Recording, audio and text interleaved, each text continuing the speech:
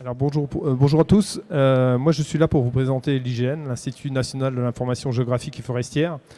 On va dire qu'à l'heure des grands bouleversements climatiques que nous connaissons actuellement, l'IGN en fait amène le besoin d'une connaissance du territoire qui est de plus en plus une nécessité.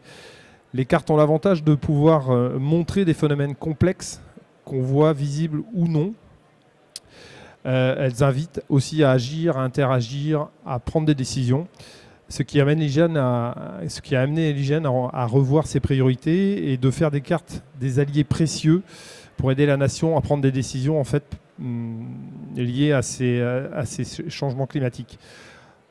Aujourd'hui, on le vit au quotidien, tous, autant que vous êtes, la géodonnée est partout. Elle est utile pour une multitude d'applications, des expériences immersives, l'aménagement du territoire, la prévention des risques, les smart cities, je pourrais en développer beaucoup plus. Elle ouvre de nouvelles perspectives pour relever des défis en permettant de rendre compte de ces changements brutaux et de pouvoir aider à la prise de décision. L'IGN travaille donc à la production et à la mise à disposition de nouvelles données pour favoriser notamment les simulations et la planification écologique. Par exemple, c'est le projet LIDAR HD sur la France entière qui va être couvert en 5 ans.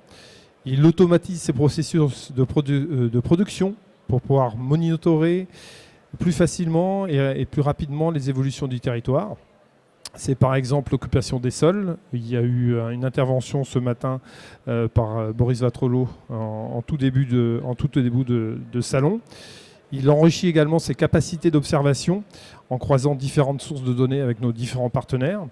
Il accompagne l'écosystème dans la création et l'enrichissement des communs en travaillant soit avec les utilisateurs, soit en mobilisant des techniques pour favoriser les interactions, les API, les accélérateurs de projets tels qu'IGN Fab en interne, en mettant en place des espaces communs, la fabrique des jeux communs que Nicolas Berthelot a présenté en salle IGN ce matin également, la géoplateforme, le projet géoplateforme, et tout cela selon des principes de gouvernance ouverte et de mise à disposition des données en open data.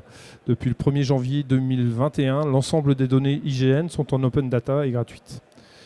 Ces évolutions traduisent l'ambition que l'IGN se donne, être l'observateur en continu du territoire, être un acteur des communs, c'est-à-dire faire et pour les territoires et avec les citoyens, être le compagnon des découvertes et des représentations.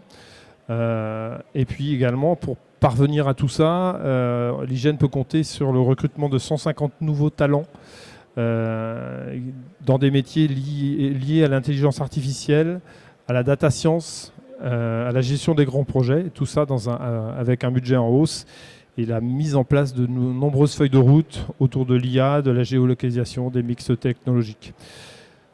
Donc si vous voulez en discuter un petit peu plus, venez nous voir sur notre stand qui est juste à côté du Pitch Ma Boîte. Et puis je vous souhaite un bon salon à tous.